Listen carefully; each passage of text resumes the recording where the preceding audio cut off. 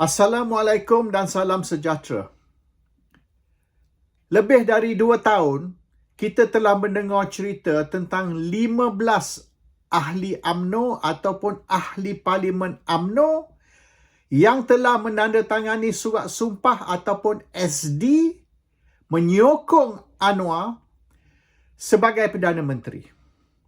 Ini berlaku pada bulan Februari tahun 2020 apabila Anwar menggulingkan Tun Dr. Mahathir Mohamad ataupun menjatuhkan Tun Dr. Mahathir Mohamad sebagai Perdana Menteri. Tapi cerita tu telah dinafi. Dan Presiden UMNO, Ahmad Zahid Hamidi, telah kata itu fitnah, cerita bohong dan tidak betul. Jadi, selama lebih dari 2 tahun, cerita tu is rumors sahaja, berita angin. Yang dikatakan tak betul, fitnah. Hari ini, Anwar Ibrahim telah sahkan.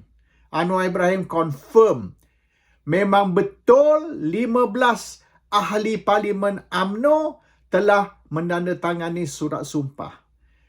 Dan bukan saja Anwar confirm, tapi Nazri Aziz, Tajuddin Rahman, beberapa pemimpin UMNO, ahli Parlimen UMNO juga telah confirm memang betul dia telah menandatangani surat sumpah menyokong Anwar sebagai Perdana Menteri.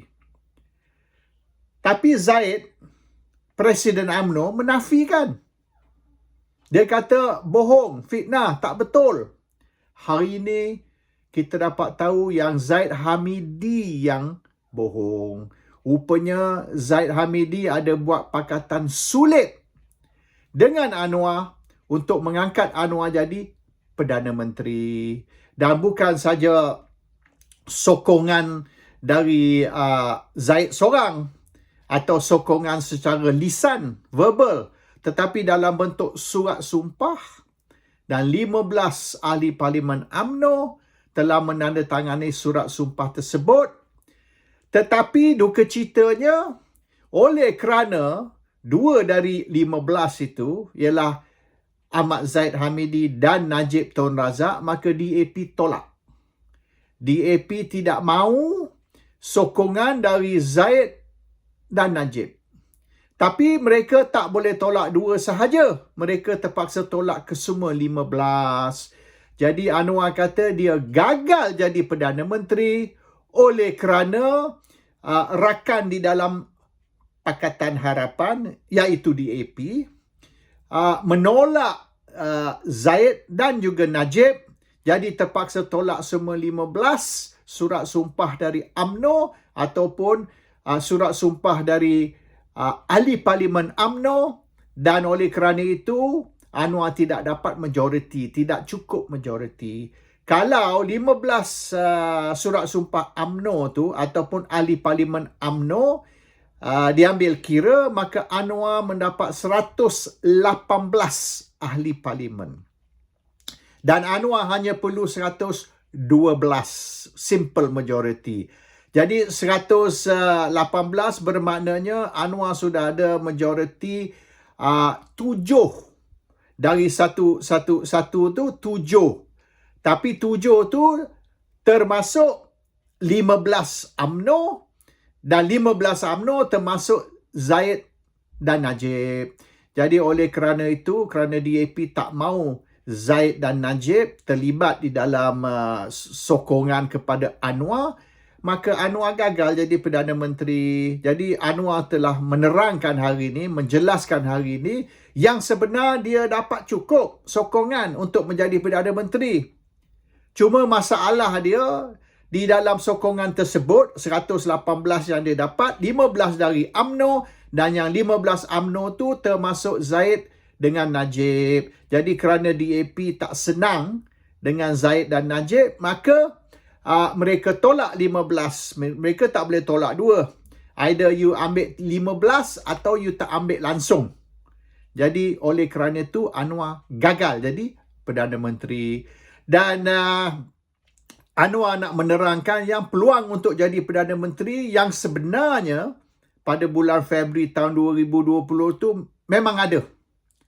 Yang masalah dia terpaksa tolak yang 15 UMNO oleh kerana Zaid dan Najib. Tapi yang penting ni, yang menjadi isu utama, Zaid menafi.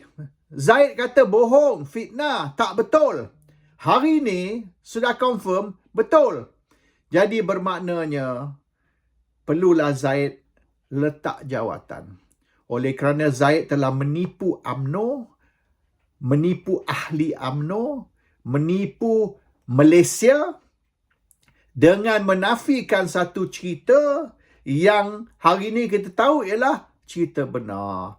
Jadi ini satu kesalahan yang dilakukan oleh Ahmad Zahid Hamidi, dan sekira dia gentleman, sepatutnya dia letak jawatan. Sebab inilah yang juga Lokman suruh Ismail Sabri Yaakob buat.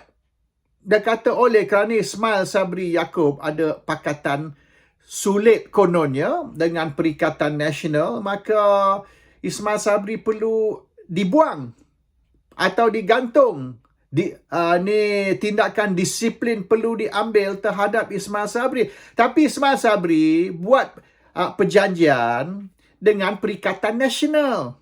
Perikatan Nasional ialah kerajaan dan UMNO duduk di dalam kerajaan Perikatan Nasional. Jadi Ismail Sabri buat perjanjian dengan kerajaan di mana UMNO juga sebahagian dari kerajaan. Zaid buat perjanjian dengan pembangkang. Ini satu kesalahan yang 10 kali lebih teruk dari yang dikatakan kesalahan Ismail Sabri tadi. Jadi inilah maknanya apabila mereka point fingers kepada orang lain, akhirnya nampaknya yang mereka sendiri buat apa yang mereka tuduh orang lain buat. Jadi mungkin Lokman pun nak suruh tindakan disiplin diambil terhadap Presiden UMNO. Assalamualaikum. Salam sejahtera.